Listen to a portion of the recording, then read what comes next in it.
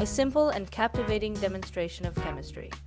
We start with a dish of whole milk and add a few drops of food coloring. Nothing happens until we introduce a drop of dish soap into the center. Suddenly, the colors burst and swirl.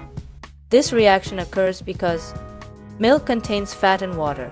Soap reduces the milk's surface tension and breaks down the fat molecules. This movement, visualized by the food coloring, creates the swirling effect. The soap molecules try to capture the fat molecules, causing the colorful motion we see. The magic milk experiment beautifully illustrates the principles of surface tension.